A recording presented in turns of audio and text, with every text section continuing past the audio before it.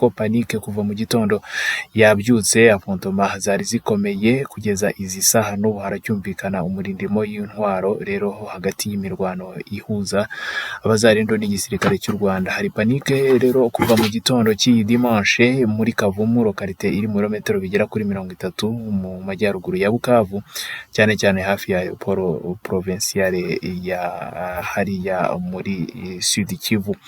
Hakomeje kugaragara abatemwe koalisiyo y'aba basirikare b'igihugu cy'u Rwanda ikaba ikomeje kuransa amatake kuri pozisiyo z'abazarendo n'abariye b'igisirikare cya Repubulika ya Demokarasi ya Kongo. Amakomba akaba akomeje gutera situation ya panike, circulation zikaba ubu ziri interrompi, hari amazone ari paralize, cyane cyane amagrize menshi ntabwo yigeze agira rero ibihe by'amasengesho. Uyu munsi abenshi bagumye mu ngo. Guverineri rero akaba yarashyizweho n'abareberi hariya, akaba avuga yuko rero izi mbunda zikomeje kumvikana kubera amabandi, ariko igisirikare cy'abazarendo kikaba cyatangaje yuko hakomeje kugaragara rero ama operation bakomeje gukora. Ni mu gihe FDLR ndetse na RDF n'ubukungu bwa Repubulika ya Demokarasi ya Kongo bikomeje kuba pretexte sécuritaire ngo na realite ya economy, nkuko bikomeje gutangazwa na Patrick Muyaya, porte-parole wa guverinoma ya Repubulika ya Demokarasi ya Kongo. Akaba yatangije deba rero kuri motivation y'iyi conflit ikomeje kuba mu burasirazuba bwa Repubulika ya Demokarasi ya Kongo. Ni kuva rero hakomeje kugaragara iyi mirwano ndetse n'iriya enjeu diplomatique yatangijwe n'igihugu cya Repubulika ya Demokarasi ya Kongo.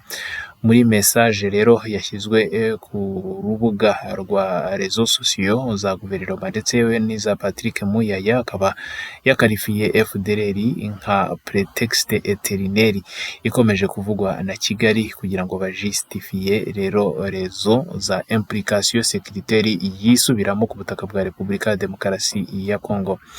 Aravuga ati ibi bikomeje kugenda bigaragara kuko ni ibyo batangiye muri 1994. Ati FDLR zikaba rero zirimo avansiye elema ba guverinoma yahoze ari y'u Rwanda, irimo n'interahamwe n'abaresponsable rero batandukanye bagize uruhare muri jenoside yakorewe Abatutsi. Ati kugeza ubu ngubu question irakibazwa, igihe bazaga bakajya mu mashyamba ya Kongo hafi ahangaha. Kongo icyo gihe yaratewe ndetse batangira n'ibikorwa byo kwinetraliza, baza no gufata imyanya iri strategique mu buyobozi bwa Repubulika ya Demokarasi ya Kongo. Ariko rero byabaye ngombwa yuko icyo gisirikare cy'u Rwanda cyaje guhiga aba FDLR kiza kigera no muri Kinshasa. Ati ntabwo tuzi rero nimba iyo regime yarinze inagushwa bagafata n'ubuyobozi yari ikiri rero iyoborwa n'interahamwe. Kuva shite ya Mobutu muri 1997 abanyekongo bakaba barakomeje guhura na episode za occupation zikomeza kugenda ziba zikozwe n'amagroupe avuye mu gihugu cy'u Rwanda. Ati rero hakaba hashize intambara nyinshi zigenda zanshena ku zindi province ya Nord Kivu ndetse na Sud Kivu zikaba zikomeza kugenda ziba victime. Porte-parole wa guverinoma ya Repubulika ya Demokarasi ya Kongo aribaza nimba neutralisation ya FDLR ikomeje kugenda mu by'ukuri ari point iriho cyangwa se ari byo bahimba. Ati kubera ko iyi menace gukomeza kubaho ndetse ikitwa ko itaba eradike. Hagati mu 1994 kuza kugera mu 2009 kugera muri 2020 force z'igisirikare cya Repubulika ya Demokarasi ya Kongo kikaba cyarakoze ama operation atandukanye gihashya FDLR, cyane cyane ama coordination bagiye bakora bari kumwe n'igisirikare cy'u Rwanda. Izo offensive zikaba zaragize rero icyo zimara kuko zabashije kunetraliza aba bashefu b'iyi rebellion, barimo abashefu ba Mudacumura muri 2019 ndetse bagenda bakora n'amakomba, abandi benshi bagenda bafatwa berekezwa mu gihugu cy'u Rwanda. Ati nubwo hakomeje kuba rero izo situation zo gukemura umutekano muri ubwo buryo, persistance y'uyu mutwe ikaba yarakomeje kuba mu mitwe y'abadiplomate b'igihugu cya Rwanda bagakomeza kwirega Kinshasa. Succès rero naturel zikaba zikomeje kuvuga yuko mu by'ukuri nka Patrick Muyaya abona ingere hier idepasa rero dimension sécuritaire, akavuga yuko rero kugeza kugeza ubu importance stratégique des sources minières zo muri Nord Kivu na Sud Kivu n'ibikorwa bya balkanisation ari byo biri inyuma y'iyi insécurité. Avuga yuko coltan, casterite ndetse n'ayandi maminere byose bikomeje kugenda biba matière première ku nzego za tekinoloji ziriho ubu ngubu ku rwego rw'isi, ariyo raison ikomeje guteza intambara ku butaka bwa Repubulika ya Demokarasi ya Congo. Raporo nyinshi z'aba-experts batandukanye ba Loni bakaba rero bavuga yuko urutsinga rukomeje kugenda rugaragaza ibibazo na circuit ikomeye ya exploitation minière ikomeje kugenda igaragara kugeza ubu ngubu, ari ibibeshyo bikomeje kugenda biranga ubuyobozi muri iyi contexte rhétorique rero iri gukorwa n'igisirikare cy'u Rwanda, ikaba ngwizingiriye kuri ideologie bashyizeho iri figitifu ya FDLR. Bakavuga yuko kugeza ubu ariyo rero isa naho ari ideologie yo kuexporta ubukungu bwa Repubulika ya Demokarasi ya Congo muri iyo pretexte. Ni mu gihe initiative zitandukanye regional z'amahoro zikomeza kugenda ziba multiplier, cyane cyane ziyobowe na Communauté d'Afrique de l'Est, Union Africaine ndetse n'abandi bose bakomeza kugenda barega Kigali ingérence persistante, mu gihe igihugu cy'u Rwanda cyo gikomeza kuvuga yuko ari raison sécuritaire yacyo gifite rero n'impamvu zo kwintervena ku butaka bwa Repubulika ya Demokarasi ya Congo. Verite irahari.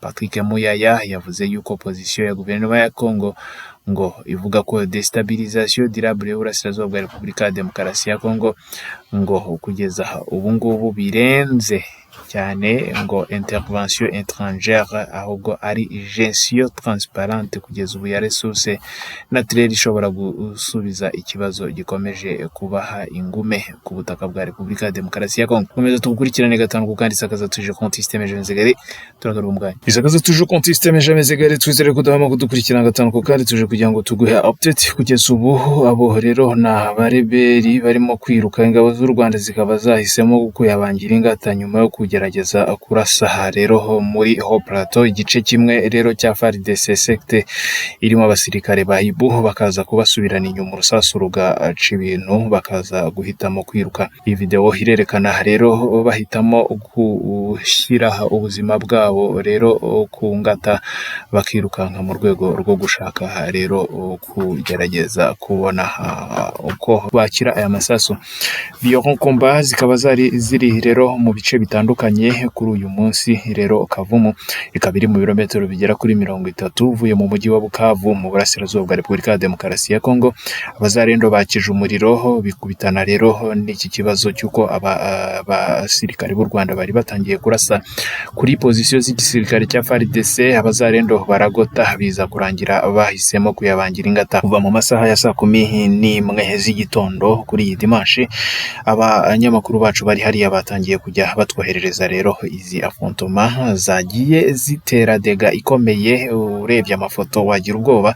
Hari amafoto dufite, iyo ushaka amafoto ujya kuri page yacu y'isakaza iri kuri Facebook tukaba twayaguhereza. Rero kugeza ubu ngubu affrontement zikaba zakomeje, zikaba rero ubu zikomeje kugenda zegera ku kibuga cy'indege cya hariya. Igisirikare cya Repubulika ya Demokarasi ya Congo gikomeje kotsa rero igitutu igisirikare cy'u Rwanda muri biriya bice. Ni nako rero abadministrateri batandukanye bashyizweho n'umutwe wa M23 bamwe batangiye kugenda barambika rero ibikoresho bakishyira mu maboko y'igisirikare cya Repubulika ya Demokarasi ya Congo. Aba bareberi rero bakaba kugeza ubu bakomeje kugaragara mu birometero 15 uvuye muri Rubero. Kugeza ubu ngubu rero hakaba hakomeje kugenda hagaragara rero amarerite atandukanye kuri situation yo muri Rubero. Igisirikare cya Congo rero kikaba gikomeje kurwana iyo bwabaga. Turakomeza tugukurikiranire gatanu ku kandi isakaza tuje konti système James Gare, ukomeze udukurikirane. Ntitwagenda kandi tutakumenyesheje andi makuru akomeje kugenda agaragara mu karere k'ibiyaga bigari, kubera yuko harimo amasome atandukanye agamije umutekano. Aya masome rero akaba yiga cyane cyane ku mutekano wa Repubulika ya Demokarasi ya Congo, cyane no mu karere k'ibiyaga bigari. Isakaza tuje konti système James Gare, ikomeza dukurikirane. Rero turagaruka mu kanya tuguha n'izindi update.